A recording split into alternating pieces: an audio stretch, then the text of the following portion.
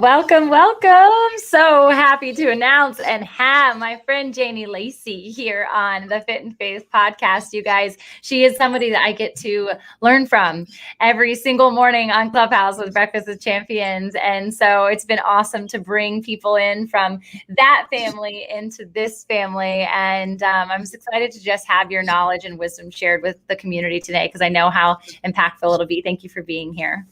Absolutely. I'm super excited to be here. Thank you. Just deposit. Like, we're going to have so much deposit today. So whether you're an active listener and you're writing, we were just talking about being an active listener on Clubhouse, or you are somebody who's working out right now, regardless, we're really hopeful that it's just going to teach you something based on your incredible wisdom and expertise. And you guys, while we all have so many talents and gifts, Dr. Lacy specifically is licensed in relationship trauma and psychotherapy. She's had over 15 years experience in this. She too has her own talk show I had the gift of being on recently. Let's Talk About It with Janie Lacy, which is on a Voice America show. And yeah, I'm so excited to dive in deeply, not just to your area of expertise, but how you got started in all of this. Let's start there. How did you get into this relationship understanding and trauma history? There's a lot to unpack there, but I'll give you some highlights. I think when we all have grown up in our own childhood experiences, we don't know until we know that we've had our own trauma through relationships, right? We can be broken in relationships, but the glorious gift of God is that we can also be healed in relationships. So I was about 10 years old when our first trauma hit our family, which birthed a legacy building program that I have now through Women Redeemed. But that first trauma was, in the middle of the night, having someone banging on our family door and waking us all up.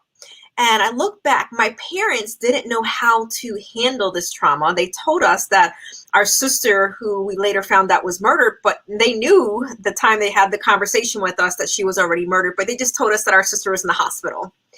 And what I realized by that is they didn't know how, they weren't equipped. They were shocked. They didn't know what to do. So, they were buying themselves some time. But when I look back at that, even that was a traumatic experience, right? Because when you're told that your sister's in the hospital, you're thinking, okay, she's going to be okay. And then later being found out that you're never going to see her again. So when I look at that first traumatic event that happened in my family, and then later on how that was a pivotal, what we would call a touchstone trauma event that would lead to my poor decisions in relationships, my own poor decisions of communication. So we have these things that happen to us relationally, whether it's through our parents, whether it's through romantic relationships, whether it's through friendship, that they input a lot of different messaging about who we are by the reflection of our environments. So when I look at that, and I look at how I got to be at this place, I was actually in the MBA program, Tamra. I was going to get my MBA. I said I didn't know what I wanted to be in life, but I wanted to be a businesswoman that had a briefcase. And Yes. I don't know why. A power suit. Yeah, exactly. I mean, I didn't know what I wanted to do, but I know that image came to me because what I experienced in life is from I would say a legacy perspective. Before me, a lot of the women were very codependent, that relied just financially and just stayed in long, broken relationships for the sake of finances. And, my mom was not married to my dad, but she was with him for 17 years. So when I look at all those things, I had this image, well, I'm not going to depend on anybody. So I'm going to get my convertible and my briefcase. So I'm working my way through college because the gift my parents gave me was they couldn't afford to send me to college. And I do say it was a gift because it imprinted character, hard work, perseverance. I'm going to figure it out. So I was figuring it out, and I was working through the University of Central Florida, my undergrad. And I worked in the school district. I worked in the university system, Tamra, because they paid for me to take 2 classes. Brilliant. I like it. Already a hard work ethic. Exactly. But in that process, I ended up, making a long story short, I ended up working for Dr. Michael Dyken, and he's still over the counseling center, the health center at the University of Central Florida. So I looked at him as kind of like a surrogate father figure, even though I had my dad was still alive at that time. My dad was unemotionally available, in and out of addictions. So I gravitated towards my boss in a sense of leadership, in a sense of just this empathetic, compassionate spirit. So I'm saying that to say is I put a lot of weight on what Dr. Daikin said. So I was in my MBA program and I got exposed to counseling, and I got exposed to a therapist who I was partnered with in a program I was in called the Leadership Enhancement Program. And it was for women and in the university system. So I partnered with her and I got exposed to therapy and counseling. And from where I'm from, Tamra, you just pray to the Lord. Yeah. Hey, you're lucky you had that. You're lucky you had that. So, that was just off limits. So I got curious because I respected, her name is Valeska, and I just love her. So I respected Valeska, and she just had this loving spirit. I didn't yet, at that time, I didn't even know she was a Christian, but she was this loving, accepting spirit who was a therapist. So we got paired together. I got exposed, make a long story short. So I went to Dr. Daikin, and I was breathing heavy. My heart was pounding. And I said, Dr. Daikin, I think I'm going to drop out of the MBA program and I'm going to enroll in counseling psychology. And then I held my breath because he was kind of like a father figure. He's like, Janie, I don't know why I didn't think of that sooner. Wow. This is another lesson though, Tamra. We have to be careful who we allow to speak into our life, good and bad. This man, when I look back now in my vulnerability and in my innocence, who was a really good person, but I allowed him to have so much power over the decision making in my life. So it turned out to be a great thing. Yeah. But when I look back, I'm like, this is why we have to be so careful, because I made a life decision based off of someone's validation and approval. Ooh. But make a long story short, I ended up dropping out of the MBA program, and here I am. So amazing. So when you were first exposed, were you exposed from an educational perspective, or also you were receiving therapy at that point? Or no, not yet? I had not been to therapy. I probably would be ashamed to go to a therapist because in my head, when we understand this now, even though it's a lot more destigmatized, but the stigma was that there's something wrong with you, or for me, you're not Christian enough, whatever the messaging was at that time. So I hadn't yet to go to therapy, but do this program, we would do workshops like how to bloom where you're planted, how to write your personal mission statement. And then we would have people at the end of the workshop come and talk to us. So I'm in the line, like talking to these people, giving them advice. And I'm like, okay, I like this. I guess I have a voice and I have something to say. And the reason why that's important, the voice and have something to say, is because when I go back to a 5-year-old girl, I had rotten teeth, Tamra. Had rotten teeth, and my dad didn't speak good English. We grew up in a family. You're seen, you're not heard. So I came out of the wound with kind of had my voice, you don't talk. Suppressed, suppressed completely. Having the rotten teeth, I didn't even talk even more because I used to go like this. So the reason why I entered that leadership enhancement program was because I would be publicly speaking, and I'm in business classes, and I would be talking like this. Even though I had my full teeth, I still was acting as if that little girl in the 4th grade. All right. So I look back now. It was all connected. So when I look at that and I saw that, people are listening to me, I have something to say, I have, all this stuff.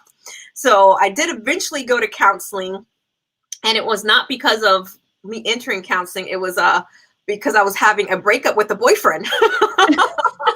The important things. But this is what that experience taught me. So I was breaking up with a boyfriend that I was with in college. And the therapist minimized my feelings. She thought she was doing a good thing though, Tamra. She's like, well, you're so pretty, you're smart, you can move on. But when you are in a place of heartbreak and you're in a place of pain, that's not something. And I know people do that all the time. Yeah. But the therapist, who I thought was, had some more tools under her belt. Yeah. So I went to her for 2 sessions, and it was the same thing. And I said, this cannot be what therapy is about. So I'm like, I'm getting ready to go to school to be a therapist. And so I took that to realize, to dig deeper, and to really wanted to find out and learn what people really need when they come to therapy that they can't get from their friends and they can't get from, their family or their church. So that experience kind of led me to sit in that client chair to realize, why would I come to therapy if she's telling me something that my friends can tell me or that my friends do tell me, but that's not what I need right now. So it further wounded me in that sense, because I'm thinking, well, maybe there is something wrong with me. Why am I feeling this way when I have ... So it was not helpful. It was actually harmful. Yeah, it's so interesting when you think about that, because I think it does happen more often than not. Even myself, when I first got exposed to therapy, I had this preconceived notion of what it was supposed to be like. And because I was just literally talking and they were just quiet, maybe a couple of probed questions, I found myself talking myself into a lie that I was already living. And therefore they were receiving a lie, and to their, their side of the story is, how are they supposed to shovel through that when I'm already bringing them such a mess? And so they were actually justifying the lie that I had built up as truth, because they couldn't decipher which, right? They weren't even trying to decipher. They just, this is true. And so they were telling me the thing I wanted to hear.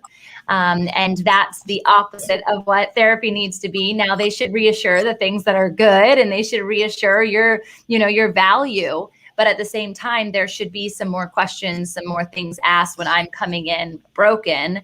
And yet I'm putting on a strong front. Like, I think that alone, there's something going on. If you're here, there needs to be a reason that you're here. And so it was interesting. I hopped therapists for a while before I finally found one that they asked the right questions, and the questions that got down to the root, which I know is your passion for people, is to understand what the root is. One word, that phraseology that you used that really spoke to me was the emotional availability of someone. And I'd love to unpack, as you're continuing to like grow and evolve into your therapy at that age in the program, how did you become aware of what your own emotional intelligence was, and then that of people that you spoke with? A couple things. First, I want to highlight, I think it is important to highlight that, God had a plan for my life, and I can clearly see it, the steps that were ordered. Because now I'm a therapist who's part of an organization who teaches therapists how to do therapy. Yes. Thank you, Jesus. So I kind of look at it. It's I laugh about it, and it's funny, but it's also just something that just deeply just warms my heart. But when I look back at that young, I think I probably was in my mid-20s at that time. And I was newly married and just trying to figure out my life. And I was still lost in many ways, right? So even though I had these great things, these steps that were happening, in the midst of me going to school, in the midst of me trying to figure out my next steps of life, I found out that my ex-husband, or my husband at the time, was struggling with a lot of different addictions. And it's one thing when you're in school and you're learning about these things. It's another thing now that you're learning, your eyes are open, and you're realizing that this stuff was right in my home. And it was not necessarily even just the stuff that I went through in my marital relationship. It opened my eyes to all the things I had yet to be healed. My father wound, my mother wound, all these other things that I had going on. And I look back now, right? It was painful because it had to make me look at my own survival mechanisms. I was emotionally cut off, and I kept people at a distance because I didn't trust people, because I didn't really trust myself, right? So how I was maneuvering in the world, even though, yes, God led me to this path, that was the greatest decision I made at that point. It was really, he was uncovering who I was. And he said, Janie, the lesson that you have to learn is in order for me to get you to chapter 15, you have to do your own work, girl. Yes. I love how he does that. And I hate it at the same time, but I love it. I'm laughing about it now, but back then it was painful. Yeah, it really was. I feel the same exact way. And I find it so common. It's like the breakdown of self in order for us to serve. And that's what I believe he does with every single person. It looks very different to every single storyline.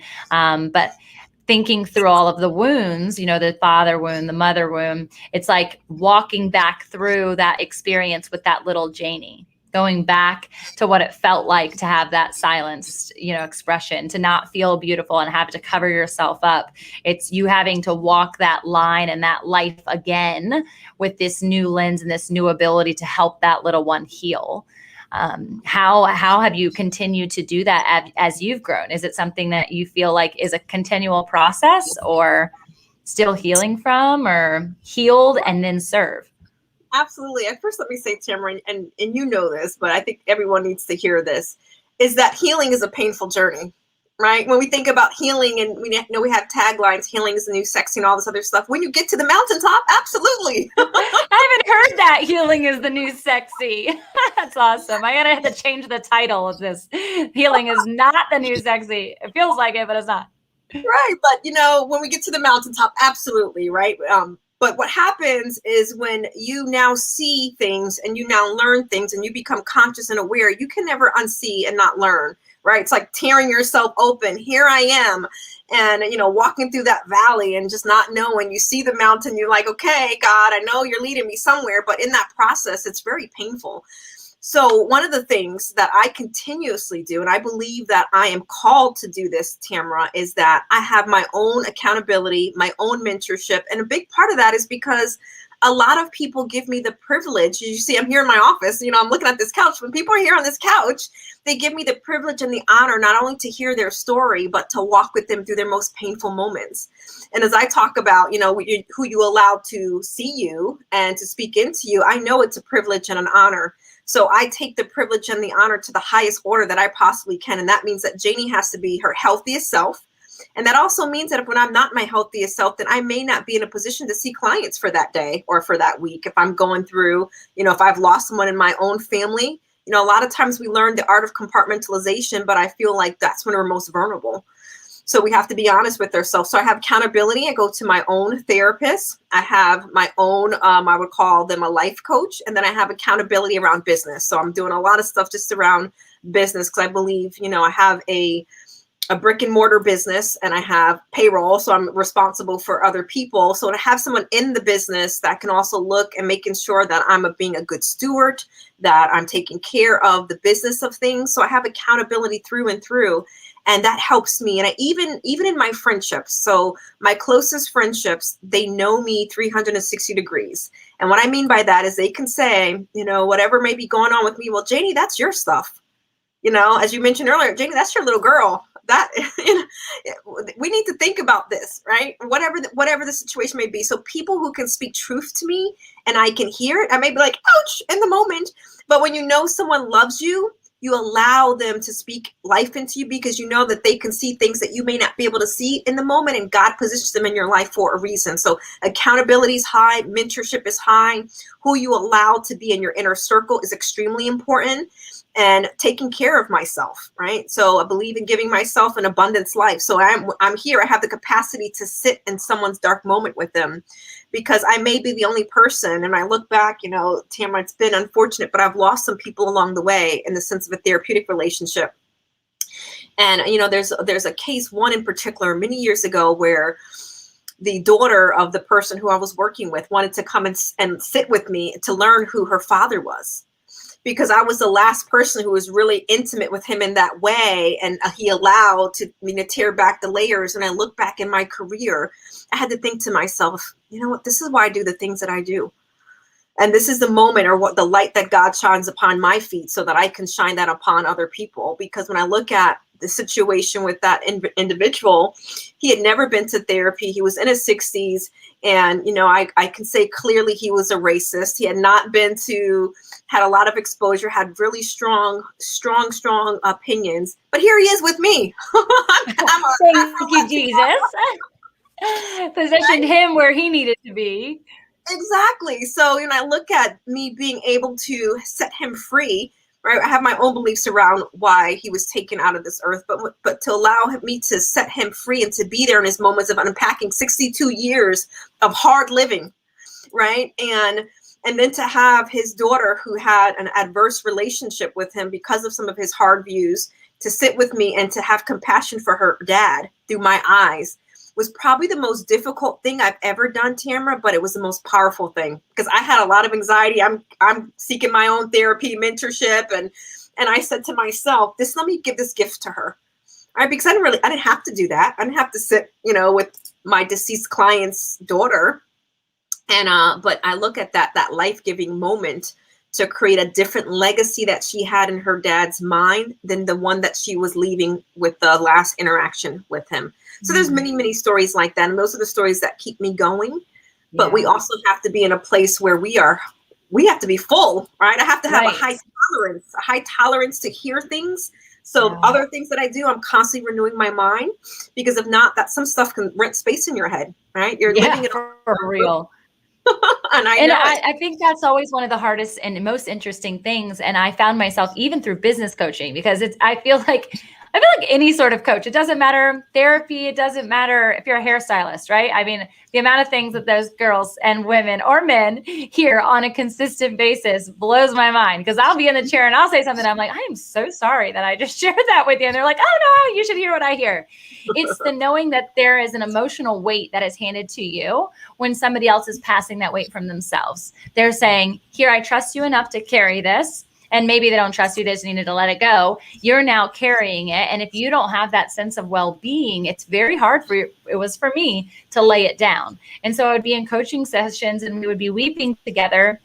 And then I'm supposed to teach them some strategy, right? There's supposed to be some tool that they can leave with. And I'm like, I think God just planned for this today. I think this is enough for both of us. And then understanding that in order for me to sleep, I have to be able to let that go and know again that God's in control of that situation. So I'm curious, like in your well-being and your continual health of mind, body, soul, what are some like strategies that you use that really help to bolster that and keep you well?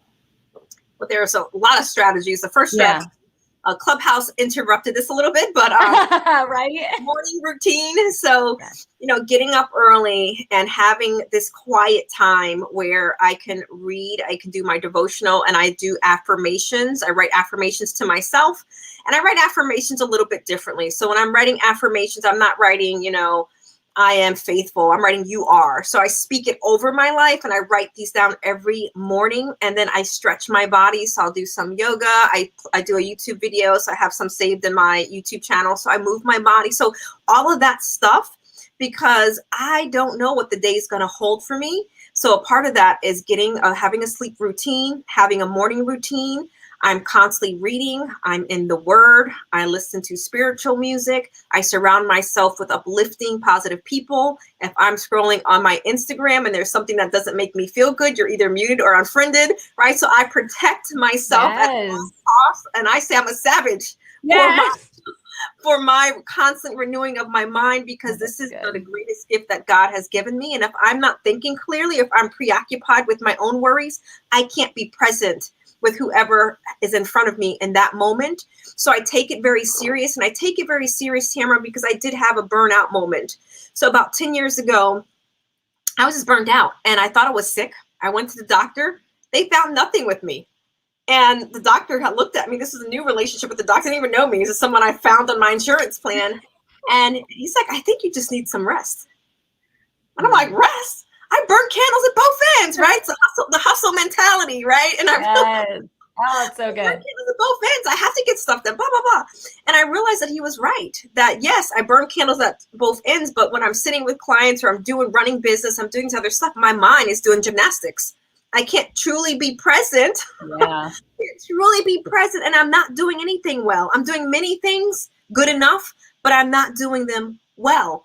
And I realized that's not what I was called to do. I wasn't called to do many things just good enough.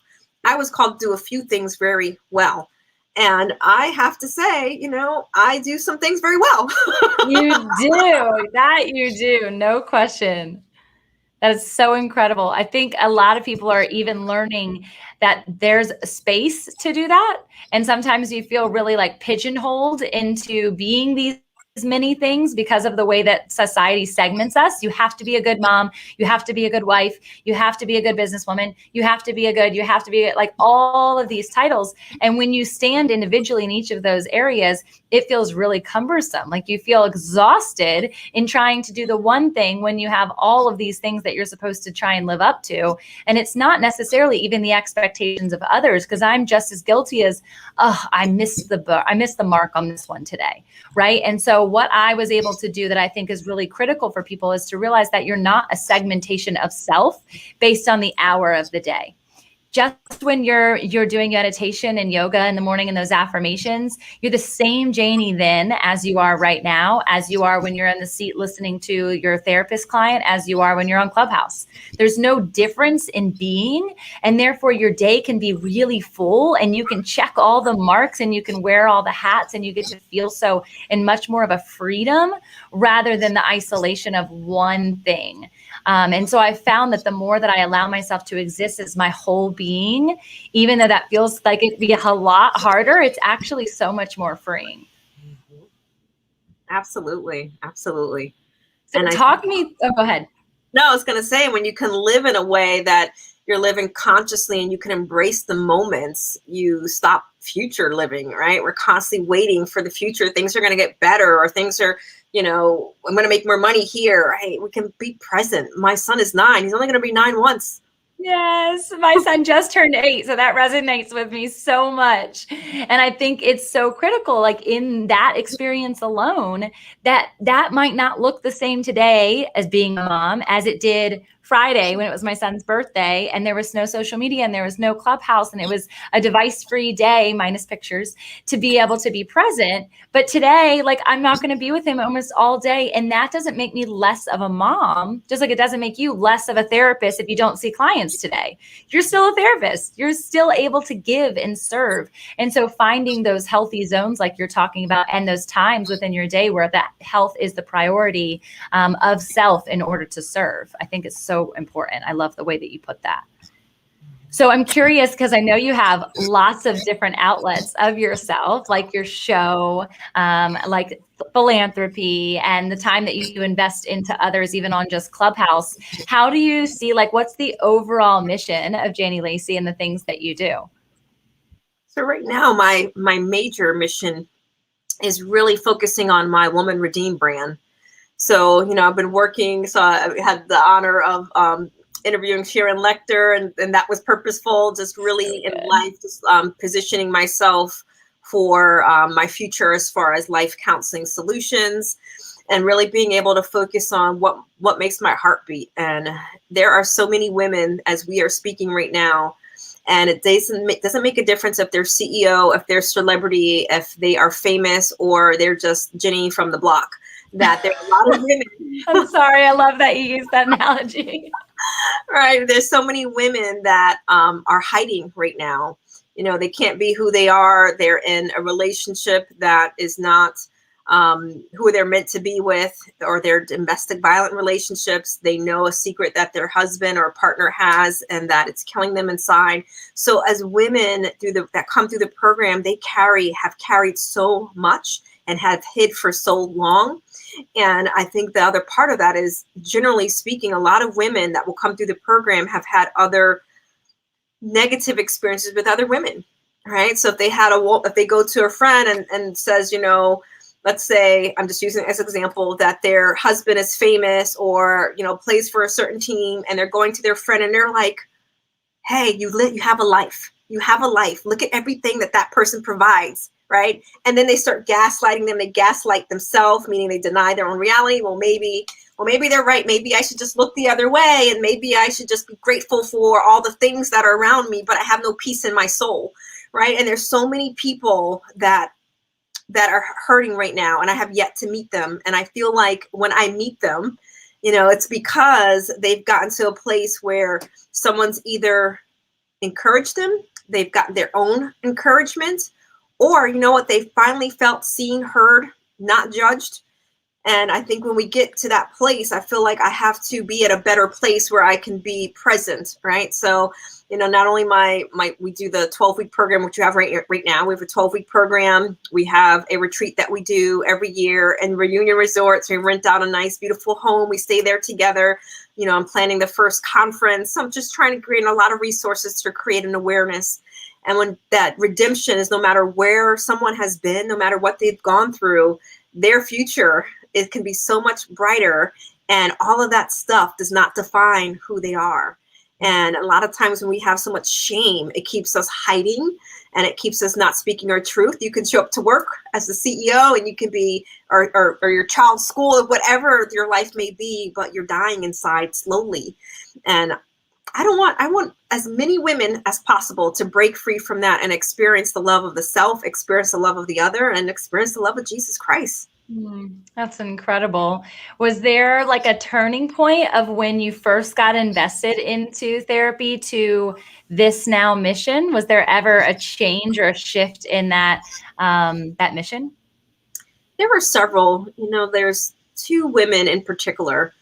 One, in our field as interns who just graduate, they tell you never to see trauma, never to see personality disorder. So here I was working at this center, and one of my first clients is going to be general because she still follows me, and this is many years later, over 18 years, but had went through a very devastating sexual trauma.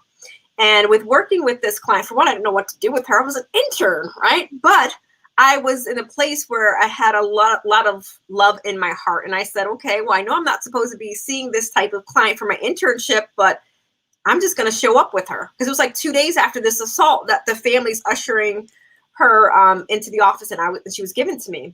But I realized, again, everything happened for a reason. So following this person's story, I could not understand how at that time, when women have gotten sexually assaulted, then go into certain industries or then start assaulting themselves, is what I would say. And that just kind of put me into this place of I want to find out about this, because in order for me to really help with this particular female, I wanted to understand that. And when I kind of dove into the work, it kind of led me to certain experts in my field, which one of them I work now for their organization. Patrick. How cool. Awesome. Completely a God thing. And then the other case that I had was someone who I was helping with what we call a safety plan, leaving a violent relationship.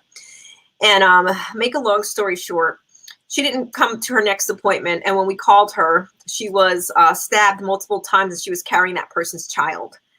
And as a therapeutic standpoint, right, we have all these things where it would probably be considered unethical for me to visit her in the hospital, but I did.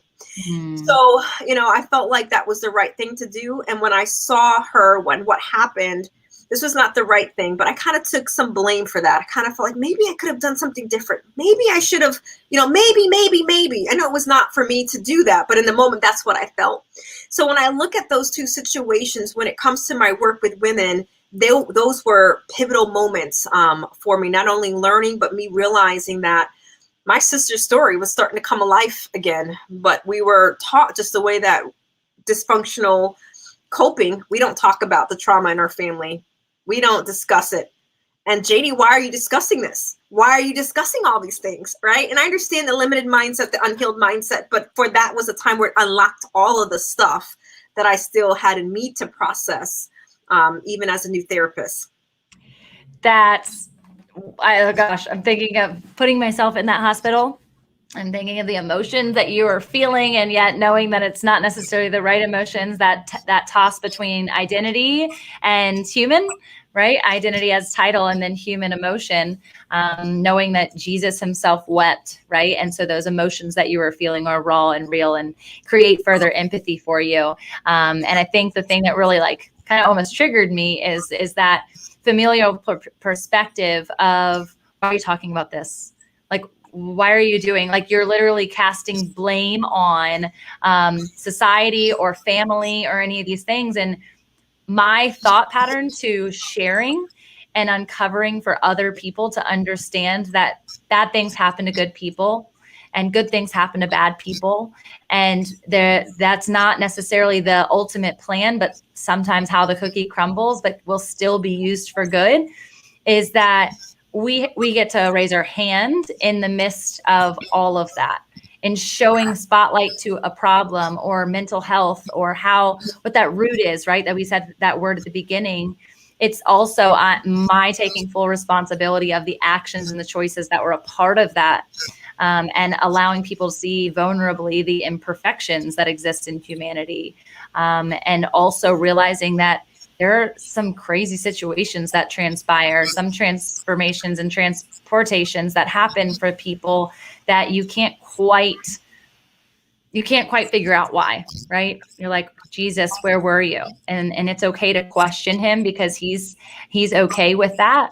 But he also is really wanting to showcase to you where he exists in the midst, if you're willing to take yourself back to those situations.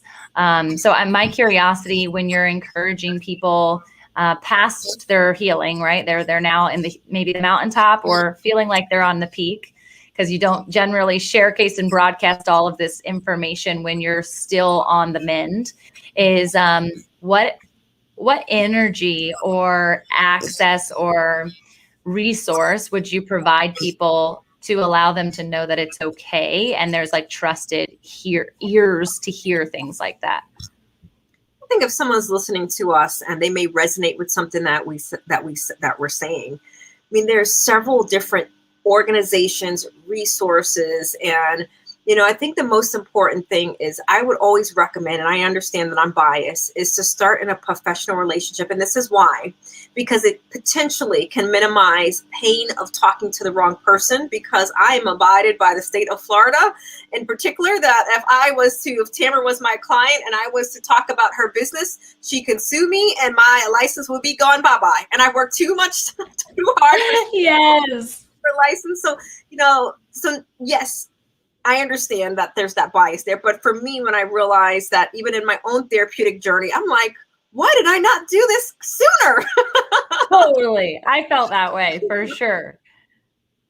And Yeah. I think that's what people are just more fearful of, the stigma. Like you said, even circa when it came into you doing it, I don't think it's any different today. Honestly, I think that there's still a stigma to it. Oh, you need therapy.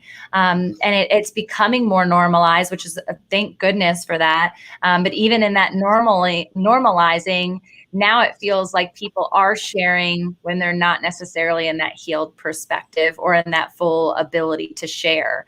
Is there wisdom you can give to like, when's the right time? And I have people often that come to me, they want to start their business or they want to start their coaching or they want to start such and such. And I can still sense that it's still very hard. There's still a lot of tumultuous things going on. I think the stigma around therapy is that most people come when there is a problem. And part of that is true. But I recommend is that we all need a mental wellness checkup, is what I call it. Just as I go to the doctor every year to get blood work, to get my heart listened to, get my ears checked, all of those things. There's nothing wrong with me, but I'm going and I'm getting my yearly checkup. And I believe that we all need that mentally. We don't necessarily have to have anything wrong. And to have that space to process life, to process our goals, to process anything that may come up, but it doesn't necessarily have to be completely painful. And we have to be in this place of just feeling like the world's going to end. It can be, you know what? I haven't gone to therapy in a while. Let me just go ahead and make an appointment with my therapist, or let me find a therapist who, because it is another part of therapy. It's relational. It's a relational situation, right? So when I look at my example I shared earlier, my first experience with a therapist, she was just not the good fit for me. There's nothing wrong with her, but I needed someone who, and I understand because I have it now, is I have someone who's not afraid to maneuver me, talk truth to me, help me with my blind spots, but yet also be gentle and loving with me, give me homework. Give me something to work on. I'm so the same way. That's awesome. Yeah. I'm like, what's the activation from this? What do I need to take home? This is good. And same too with the therapist that I was lying. Like literally it's nothing on them. They've actually helped transform a lot of my friends' lives, which is how I got connected to her. It's just knowing that the first person might not be the right person. So I think that there is an okay experience to shop a therapist. I don't know how that actually, if that's the right language you could use, but I felt that twinge of, oh, they hit on something that I had yet to uncover. And it was in that I began to trust based on the pain that was actually being pulled out. And the hard parts, like you said, it's a messy process when you're healing. And so I value what you do so much and the need of that. And specifically in the women redeemed piece, there are people on listening now that recognize that women are hiding, they don't know how to be themselves, and they're stuck in painful situations. Specifically in the relationship side of things, I'm curious what your insight or even personal experience with relationships and toxicity, and how to be a strong woman without having to wear the pants, if that makes sense. Absolutely, because in certain situations that could be toxic. But, I think when it comes to toxic relationships, especially as I speak to a heart of women, is we don't realize we're in a toxic relationship because we have yet to deal and heal with stuff that we have not yet become conscious of, right? So, I always give this example of when I was in my own therapy, I realized that, for me, I hadn't necessarily had a lot of direct memories of direct trauma. I gave the trauma of my sister, but I'm talking about from an emotional standpoint. But I do remember this, that each morning I would get up and I would say to myself, well, today, Janie, you're going to be perfect. I'm saying this as a 7-8-year-old girl. So I'd wake up and say, today I'm going to be perfect. So what I unpacked in that was I thought I had to be perfect so that I could perform an audition to get my father's attention. And my mom. So if I was good, if I got the good grades, and I was a middle child, so you put that in the mix. I was a middle child. So I tried to perform.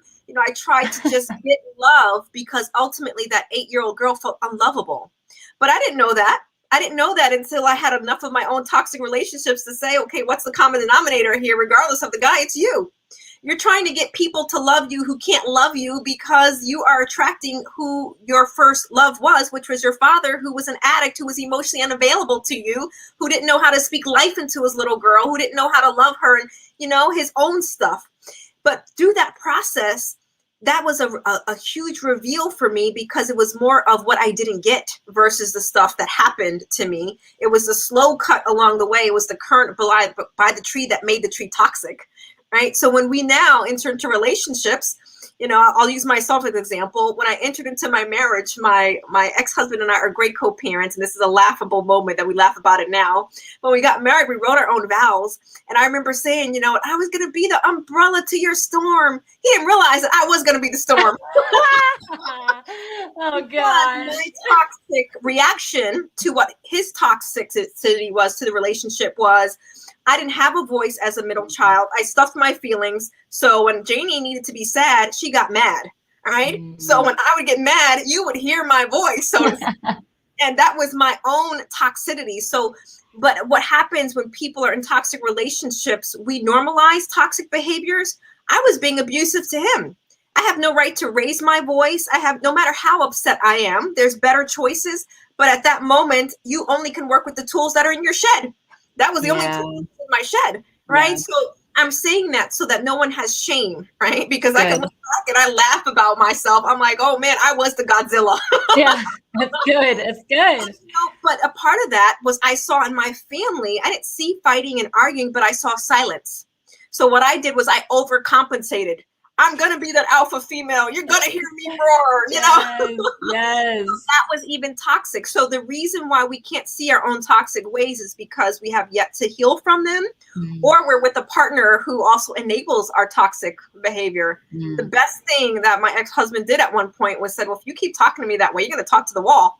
What are you talking about? You're talking to me, right? Oh, that's so great. The most important thing was the next time I started talking that way, me talking to the wall was probably a good thing, right? We treat people how to treat us. And when we're in a toxic relationship, if we're so wanting that person's validation, we're so wanting that love that we didn't get as a little girl, but we don't know that's what we're doing. We accept, tolerate, and accommodate bad behavior. And then all we do is we just put it down and we'll think, well, maybe I get this all the time, Tamra. Well, maybe if I just bring them to Janie's office, she can fix them. And he has all these great qualities, but only this one area, Janie, only this one area, right? So then we compartmentalize. We are holistic beings. Yes. So I am the 10% that if you catch me on a bad day, the little girl can still come out and try to have her voice be heard. Yes, you're right, though. It goes right back to what I was saying earlier about the segmentation of self. No, that's your whole being. And it's just like a pie. You remove a piece of the pie is no longer whole. So in them coming to you, hey, remove this piece to who that person is and identity. No, like it's essentially a part of why God made us in reliance to him, right? It says in our weaknesses, he is strong.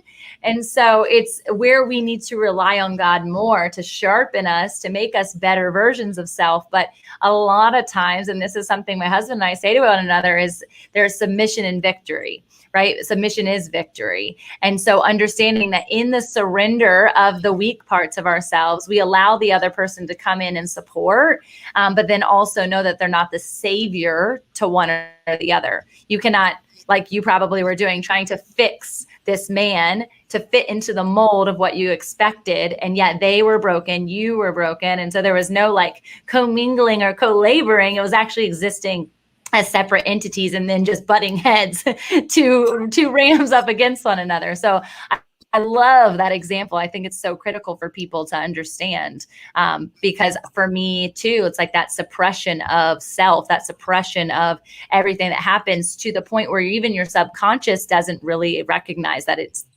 that was the uncovering that I had to have. And now I'm constantly looking with empathetic eyes as to what could that be? Like, I don't know, but I'm not trained to help you. So go see Janie. Like, I don't know.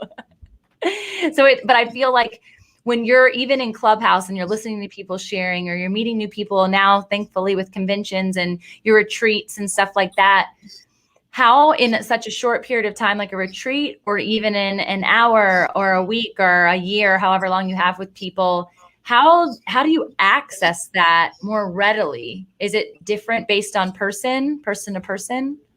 Well, let's be honest here. There's not going to be change that happens in an hour, but there could be seeds planted. There can be a challenge of a thought process. There can be things that you're left with that you're now going to marinate and think on, right? So I look at the, especially the hour of a traditional therapy session as the gas station. It's really, what are you going to do with the tools that you're learning in the therapeutic process between the sessions? With the retreat, I mean, that's like 20 hours of therapy in a weekend, and you get to have soul sisters with you, right? So I'm a big believer, and I'm saying this as a therapist, I'm a big believer in the power of group work, which is why I believe in Women Redeem. When other women can learn to have healthy relationships, they hold space with each other. Like, for example, one of the beautiful examples that we have in our Women Redeem program is called the empty chair exercise. For those that are therapists, it's called Gestalt therapy. But what we'll do is we'll write let's say Janie's writing from her 8-year-old self, and I'm writing to my mom from that 8-year-old self. And what we do in Women Redeem is we put the image that I have from 8. So if I have a younger picture of my mom, we project it onto the screen, and we put that chair where I'm sitting in the chair in front of the screen, and all the women are sitting behind me. So all I see is my mom's image. I'm reading that letter to her, and I'm talking to her what it was like, what I needed from her and I didn't get. Mom, when I came home and I was upset that my friend called me a name, I just needed for you to tell me not to get over it. I needed you to hug me, right? So we're talking from that little girl standpoint, and we give them some time to have that process. And then the empty chair that's sitting in front of them, all the soul sisters come around and sit in that chair, and they speak a life to her, what a healthy mom would do to that 8-year-old. And it is emotional. Holy cow, I have full body chills just thinking about that. But the most powerful thing in that is you see her little girl kind of come up. And when her little girl is coming up, that's when we can empower the little girl so that she knows that the adult Janie has it. I got this, little Janie, right? Because we all have a little Janie inside of us, whether we know it or not, right? So my ex-husband would joke with you and say, you catch her on the wrong day, she was acting like a child. Well, I darnly was. Yeah. Right. So we have to be able to embrace our truth, the good, the bad, the ugly, in order to have true transformation. Mm-hmm. We can't just have this little part in the back of our closet and say, well, I'm not going to tell anybody I struggle with this, but yet I can talk about these things. We got to give it all up in order to have true transformation. And you know what, Tamra? That's the most powerful thing. And I tell, like, especially in a women group, they're like, oh, you're so free about all your stories. Well, I'd rather tell you because then I don't ever have to worry about you finding out from anybody else. Yes, you're so right. I'm going to use that one from now on. I love that so much. So my curiosity, because as I am releasing a book later this year, and it's all the stories. And so have you written yours in sealing those stories of Janie and everything that happened with your sister? Do you have a book? 2022. So I have co-authored books, but just my book. Me too. Cool. Yay. I can't wait to read it. I feel like that has been a process. That's been an evolution just to write. It was therapy just to let it go, and to work through it again in my own language versus the language that my therapist was giving me or I was reciting based on therapy. And I remember writing that last chapter a few months ago and closing the book, and every other writing retreat prior to that had just been like tears and weeping. And that one was like not a shedded tear. I felt like in such peace and such gratitude. And I remember closing it and God literally like sending the word, it's time. And so it's just, I literally, before I got on here, got the response from the editor saying it's complete. You can start reading front to back. And so it's scary though. Like there's that feeling of emotion of, I've shared all the stories via podcasts, via like times with you and other people's summits and all that, the bits and pieces, but like to see it all in one place, it's like, oh gosh. And you know this, Tamra, because so I have pieces out there that I've done television where I spoke about my sister's story. And this is the piece that you know about as well, is I had a lot of opposition, at least for me, I had a lot of opposition from my family. And not from a place of, it was from a place of pain, right? Because if I'm talking about my experiences and my being able to, and I'm sharing stories to inspire others, not to hurt my family, right? Of course. But for a lot of my family, it's like bringing up their unhealed pain, right? So we also have to be aware when we stand in truth and we speak truth, we're also going to attract opposition. But when you know it's the truth and you know it's yours, you know that for me, you know that it's meant for someone is going to change as a result of it. The greater the opposition. So when we speak our truth, we also, we got to bring the fire. Oh, thank God for the lion and the lamb, right? But thank God for the lion. I'm going to have to be relying on him a lot for that, for those exact same reasons. But I think, like you said, and when we discussed at the very beginning, it's the knowing that there are people who are in need. And I don't share it to glamorize myself. In fact, it was such a hard time of like releasing shame after shame after shame, which I feel like is totally just an enemy tactic to keep us silent, which goes back to your story. And now in that voice, you've created momentum and you've unlocked other people. And you're going to continue to do that and to do so through conferences and globally, right? And to know that it's not just for the one, it's for the many. So I'm so grateful to you for sharing your story and living the legacy of your sister as well, and allowing her to still be, you know, just seen and known, even in her pain. I'm grateful for you. I'd love for everybody to get in touch. They're going to get your book when it comes out for sure. But in the meantime, where can they find you on a consistent basis? Where can they touch base with you? How can they get on going to your retreat? All of those things.